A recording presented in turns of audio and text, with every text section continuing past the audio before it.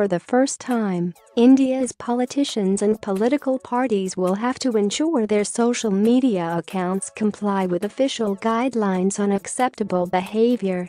That means these accounts cannot carry political ads or any other content that could influence voters.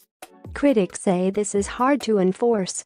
India will hold elections from 11 April to 19 May.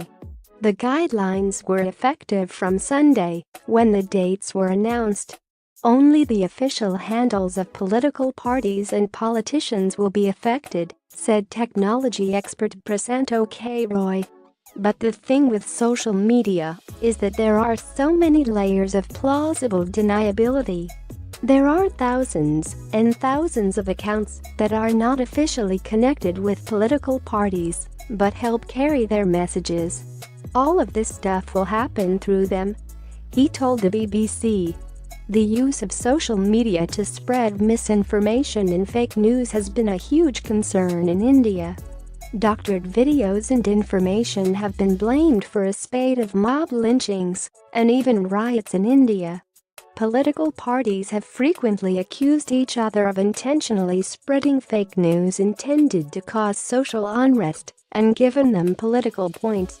In terms of what social media companies are expected to do, experts say they will potentially have to take down offending content much faster than usual, bypassing the standard operating procedure for doing so.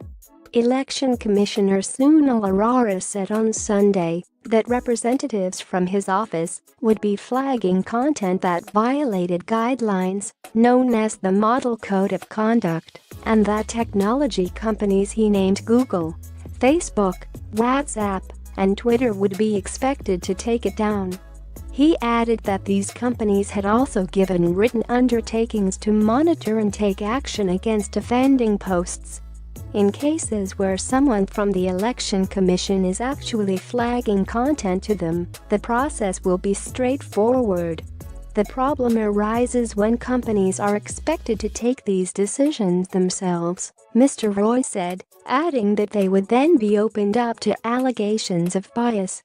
Last month, Twitter CEO Jack Dorsey was summoned before a parliamentary panel to get his views on safeguarding citizens' rights on social online news media platforms.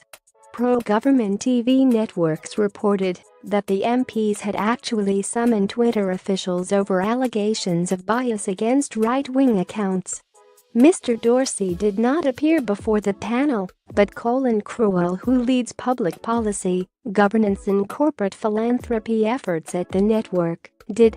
To be clear, we do not review, prioritize or enforce our policies on the basis of political ideology. Every tweet and every account is treated impartially.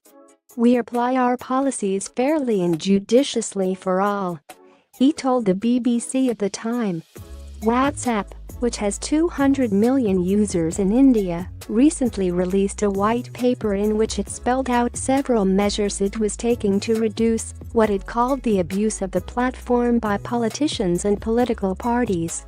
We have seen a number of parties attempt to use WhatsApp in ways that it was not intended, and our firm message to them is that using it in that way will result in bans of our service, Carl Woog, head of communications for WhatsApp.